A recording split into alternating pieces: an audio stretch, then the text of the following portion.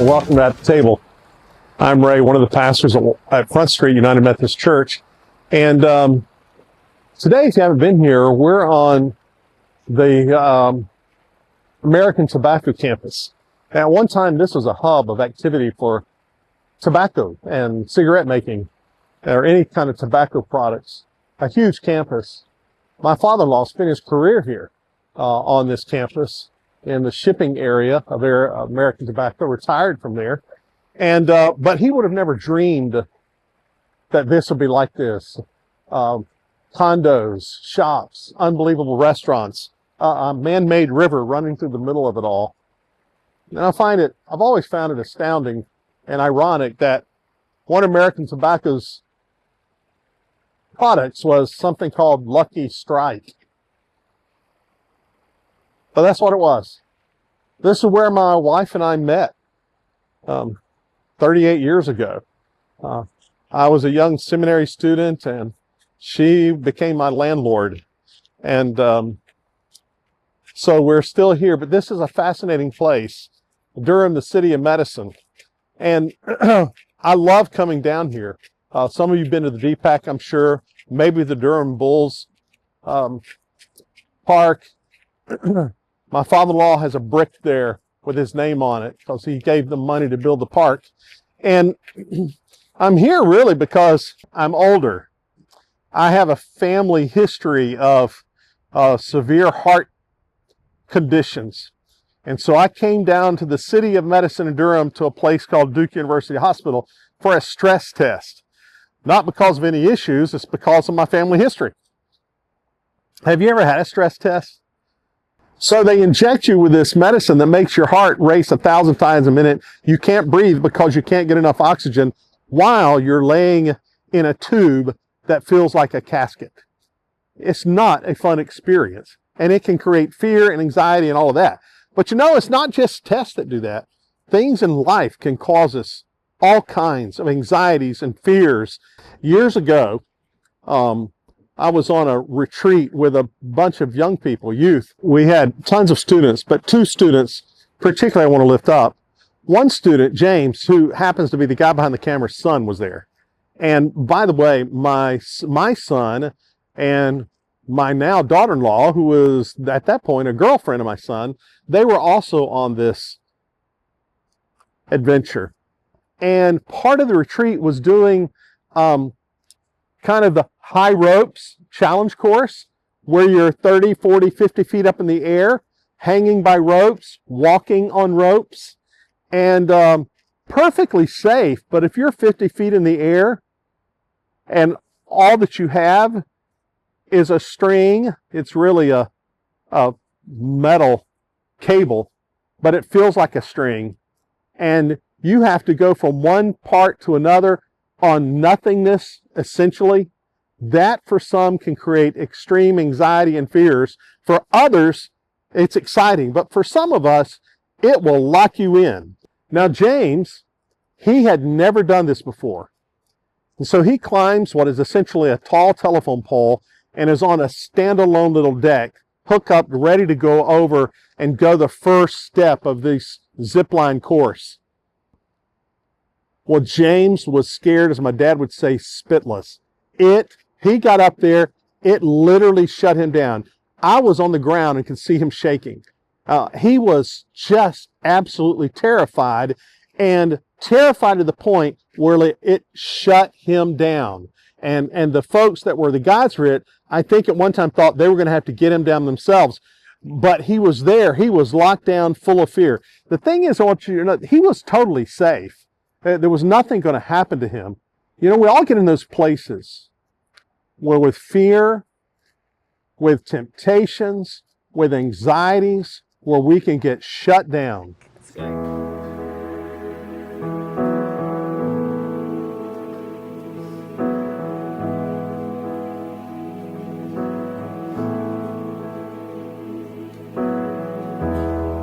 In the morning you sing over me, and I receive your mercy. Your faithfulness is clear to see. constant every day. In the morning you sing over me. I receive your mercy. Your faithfulness is clear to see. It's like the sunrise, constant every day. Every breath I breathe, an invitation to believe you are creating something good. Though this season doesn't tell my story, I know you'll move mountains for me. You're just that good, so we can trust it.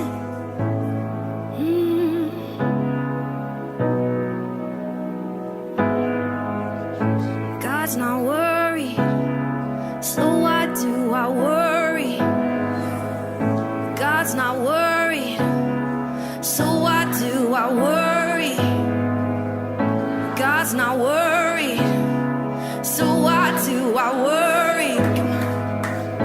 God's not worried, so why do I worry? God's not worried, so why do I worry? God's not worried, so why do I worry? God's not worried, so why do I worry? Oh, God's not worried, so why do I worry? Hey, God's not worried, so why do I worry? God's not worried, so why do I worry? Yeah. God's not worried, so why do I worry? Oh, God's not worried, so why do I worry? Why do I worry? Why do I worry? Oh, why do I worry? God knows what I need, He does, He does. Why do I worry? Why do I worry? Why do I worry? God knows what I need. So I'll give thanks to God when I don't have enough, 'cause He's more than enough, and He knows what I need. So I'll give thanks to God when I don't have enough, 'cause He's more than enough, and He knows what I need. Good job.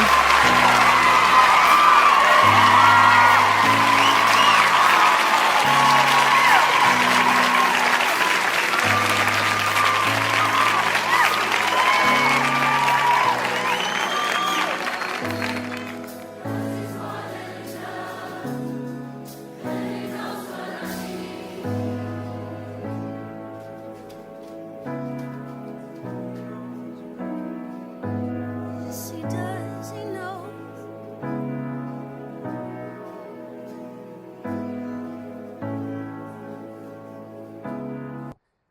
I read an article really about a guy, his first name's Ray, and he was a clergy person, also a librarian at a seminary.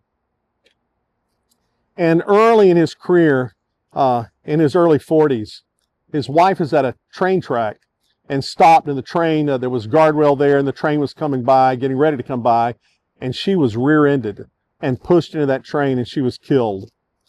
He had 3 kids. And so this man had been through a lot of suffering. How am I going to make it through this? What am I going to do? He had real fear, real anxiety. He was living a nightmare. And later on, a few years later, reflecting, he said these words: "Suffering is not God's desire for us, but it occurs in the process of life. Suffering is not given to teach us something, but through it we may learn. Suffering is not given to teach others something, but through it, they indeed may learn. Suffering is not given to punish us, but sometimes it is the consequence of our sin and poor judgment. Suffering does not occur because our faith is weak, but through it, our faith may be strengthened. God does not depend on human suffering to achieve God's purposes, but sometimes through suffering, God's purposes are achieved. Suffering can either destroy us or it can actually add meaning to the life ahead. You know, James didn't stay up there on that pole forever. And my guess, if I'd go back and do that over with him again, he'd probably have some fear and anxiety, but I don't think he would be shut down. Why? Because he's seen the other side. When you go through those moments and those times, I think Scripture, if you read the book of James, and that's the text that we'll be using Sunday for 11 o'clock worship, James gives some practical advice about these things. And one of the things as we discover through Scripture is that as we go through these things, we don't believe, as certainly United Methodist Christian, that God is causing us to go through these horrible, fearful, anxiety-laden moments. But there is a hope and there's an understanding that the God of all creation has the other side of it. And as if we go through those, what builds with that, going through those fear and anxiety, is something called courage. It continues to build in your life so that the next time you walk up to that high ropes course, it doesn't have a grip on me like it did before. And it just seems to me that as we age, we get older. I soon be 63. I can't believe it. That, as a friend of mine often says, I've been at the bat a lot more. I'm not any smarter, don't have a higher IQ, but when you experience things, it helps you go through the next things a little bit easier than before, a little bit more courageous than you had before, because life experience with the God that we serve has taught me I can have faith and trust in this. There's another kid who was on that same high ropes course. And this kid was older.